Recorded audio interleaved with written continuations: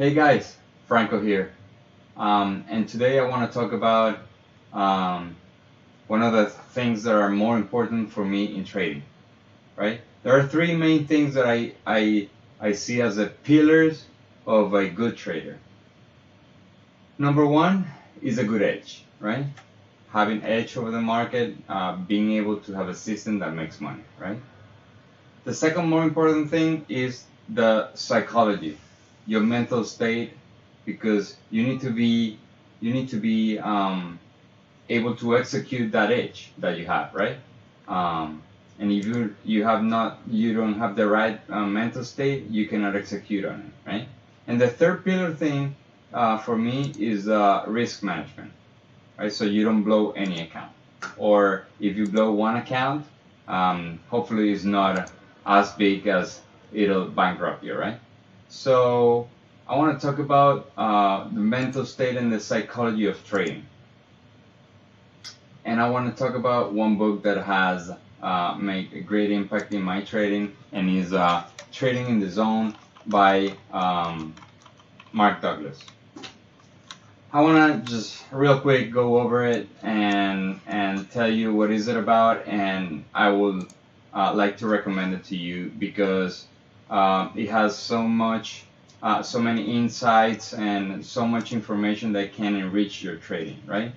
So he talks about the casino business models, right? And he puts an example of a gambler going to a roulette table, and even though the gambler goes to gamble and they know they go to gamble, they go to the table with the wrong expectations. So he'd sit down at the table and put a bet, whatever, and he loses, right? But very deep in his core, he expects to win, right? But since he loses, the expectation that he had to win creates a gap between reality and expectation, right? So that gap can make you make mistakes, like go over and over bet, or place a bets too big, or just simply blow everything up and keep betting uncontrollable, right?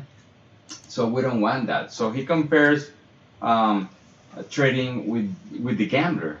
We as traders, we have expectations in the market, and the reality is that we shouldn't, because he explained why every single trade is pure luck in the market. Also, he want to point out about the gamblers situation, because he says how the casino builds up a business, a huge business, all around statistics and probabilities, and the retail trader, or the I'm gonna say not the institutional trader, but the normal traders, right? The retail traders, they're not able to switch that mentality to thinking probabilities, right? So that is very counterintuitive for trading, because trading the market is 100% random, right? All right, so he talks about five fundamental truths about trading the markets, right? The first one is that anything can happen, and we have seen how just with the matter of one tweet, anything can change in the market. And this, as a matter of fact, today, by the time that I'm recording this video, Elon Musk just tweeted about the deal that he has to buy Twitter, and the tweet made the stock to drop 20% pre-market. Then as of right now, it's around minus 10%. So anything can happen. Anything can make your edge not work at any given time, and there is something that we have to live with. The second fundamental truth is that you don't need to know what will happen next in order to make money. It's pretty much about the law of large numbers, And I have several books of statistics that I've read. I have this one that I can recommend you also. Is Patrick Boyle, Statistics for the Trading Floor. It's a pretty useful book. But if you read more about mathematical models and how the markets really work, you can understand that every single trade is pure luck. The third is there's a random distribution between wins and losers, and for any set of variables that define your edge. This means that you have certain variables that creates your edge, right? But if sometimes you decide to like include an extra variable and then happens to make you a winner, does not mean that the next time is going to be a winner. And in a universal of let's say 800 trades, you have 60 winners or 40 winners. Let's say if you have 40 winners, that doesn't mean that the 40 winners are going to be the first 40 or the last 40, or distributed equally within the 100 trades. So it's 100% random. So you can have 3 winners, 1 loser, 1 winner, 3 losers, and so on and so forth. The number 4th truth is an edge is nothing more than an indication of a higher probability of one thing happening over another, right? And we have talked about, for instance, for my personal case is, all right, I use a lot of correlations. I use market internals, I use a correlation with stocks. So I do consider myself a trader with an edge, because if I trade my plan correctly, at the end of a big sample, I would say 30 trades, 50 trades, I will be profitable, right? And that's one thing that we need to understand.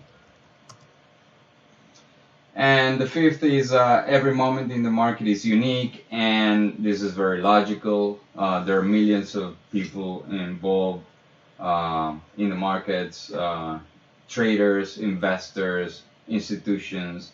So for one thing to repeat itself twice has to have like the same people and the same actions at the same time for the second time. So that's very unlikely, right? So this is the market is very dynamic. That's why you have an edge, and it could stop working for a period of time and then start working, or in reverse, your edge is working and then stop working, and so on. So having control over your mind, he talks about a lot of what your core beliefs are, and working on the belief in order to transform yourself to have the right belief to make money on the markets. Because it's not a matter of if the market is going to pay you or no. Are you set up for the markets? Are you in the right mental state and the right configuration to trade and make money? And with that, he points out some principles of consistency. He says number 1, objectively identify my edges. So learn about your system and how to utilize it better. Number 2, predefine the risk of every trade, right? Remember, guys, this is a principles of consistency, right? So predefine your risk of every trade. Because what could happen at any time is that you say, all right, if it gets to this point, I'm going to close the trade, but then you don't want to record the lose, right? The loss. And then you decide, all right, I'm going to move my stop just a little bit more, just a little bit more. And that piles up and builds up a wound mentally that can hurt you in the long run. So you have to predefine in the chart what is your losing point. I call it invalidation point. And by the way, for me personally, is set an entry, the stop, and the target. I could negotiate the target, right? Because things could change, especially if the target is very ambitious. But I will not negotiate any stop. Whatever my stop is set is where it's gonna stay. And it wasn't like that. It wasn't like that when I started. I didn't have no one to tell me what to do. So I had to figure out for myself. Number 3 is I completely accept the risk, or I'm willing to let go of the trade. Meaning, if it's such a big risk, I just better not to take the trade. Or like I'm doing right now, I'm in trading rehab. I decided to lower my size because I do think that invalidation points are necessary and the risk for the area is necessary, right? When you're building up an account, you need to work on the compounding, right? So the the intention is grow your account so much that the compounding is going to make you tons of money. It's not that you want to risk over leverage your account and risk more than what you should be risking, right, in any given trade. Then I pay myself as the market makes money available to me. That's a core belief. And I continually monitor my susceptibility for making errors. And this is a very critical point. Being able to understand that you will make errors, you will make mistakes is part of being human, right? And I can tell, I do have, with my partner, we do have some algos that we trade with, and they make money and they lose money. They don't make mistakes because they're computers, right? But sometimes manual trading can have a lot of advantages, right? Things that the algos cannot do or see, right? So trading manually involves losing money on errors, so you have to be aware of that. And the last principle of consistency is I understand the absolute necessity of this principle of consistency for success, and therefore I never violate them. Meaning, I'm aware of all this, and I'm aware what my identity should be in order to make money. So this was a very basic review of what the book says. It's a lot more substantial in content. I have treated, this is my 3rd time I read it, and I have treated this book like a manual. I have some things that I mark up for everyday, consulting.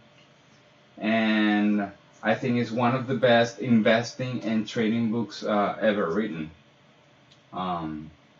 So with this, I wish you the best of the luck, and I'll see you guys on the channel.